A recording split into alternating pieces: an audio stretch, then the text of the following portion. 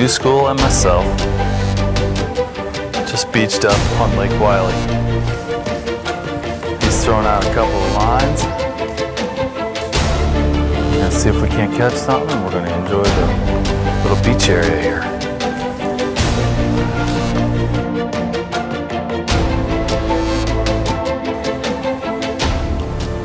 And there's JR's setup with the New School.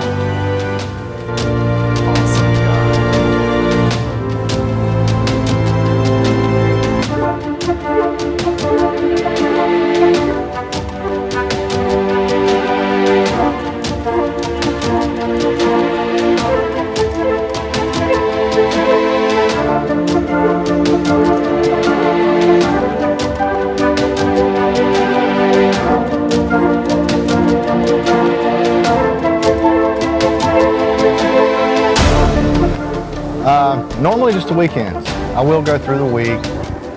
Certain times of the year I will go through the week more often than other times of the year. Like when my daughter's in school, I typically just go on the weekends, but when she's out of school, I'll go several days a week too.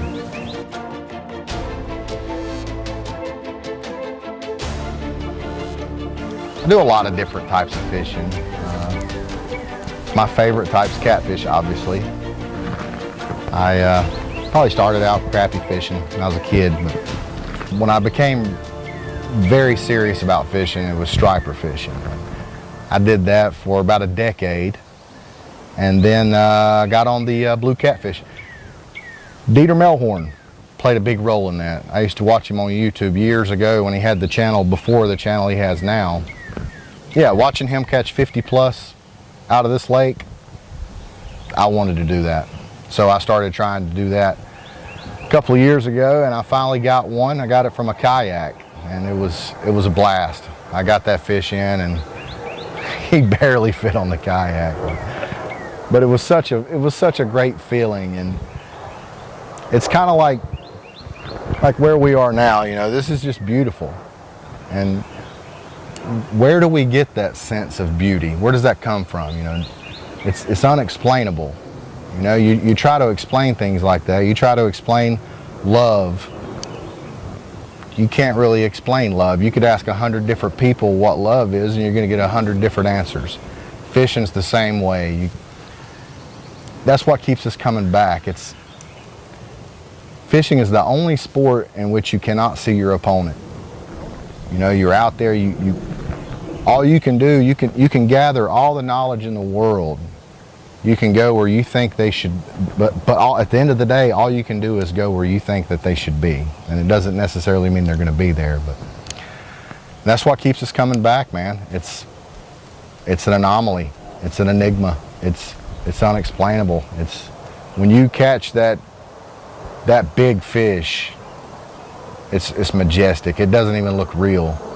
And that's what keeps me coming back. You know, I mean, I love fishing. I love catching the smaller fish too, but there's something about those big fish that just can't explain it.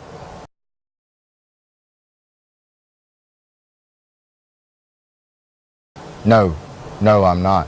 That pretty much, it tells me that I'm in productive waters, but it also could mean that, like this time of year, you know, fish, they're starting to go on their nest, and you know, fishing is pretty much dead around here around the middle of May all the way through first week of July or so for about a month. It's pretty bad, but all you do is catch small ones because the small fish haven't started to spawn yet. They're still juvenile, but they haven't reached the age of maturity yet. So if you're out here fishing in May and you make several trips and all you're catching small fish, then that pretty much tells you that it's not going to be good for about a month.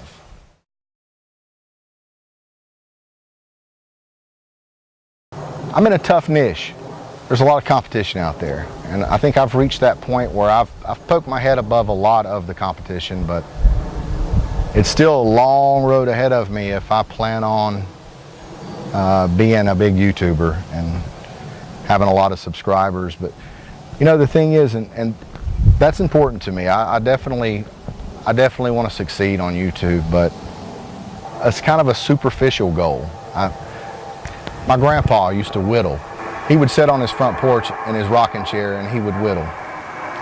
And you know, if a guy were to come up to him and say, "Hey, sir, I could teach you how to carve this wood carving and you could sell it for lots of money, you know. I could show you how to do this. I could show you how to make money, and I could show you how to improve your wood craftsmanship." My grandpa would have probably just told him to get off of his property, because that's what he wanted to do. He just wanted to sit there and whittle. And that's kind of me when it comes to YouTube. I know there are certain things I could do that's going to probably improve. It's going to gain subscribers. I don't want to get away from that, the part that I love about it, which is what I was talking about earlier, how it's inexplainable. That love, that passion, that feeling that I get, those endorphins getting released in my brain, I don't want to lose that. And I feel like if I start doing things that, you know, that a lot of these guys are telling me to do, I feel like I may lose some of that.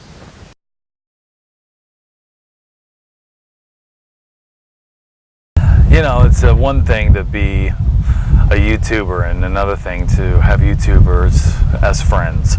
And when you can travel around and meet people and see people and be a part of a community, it means something.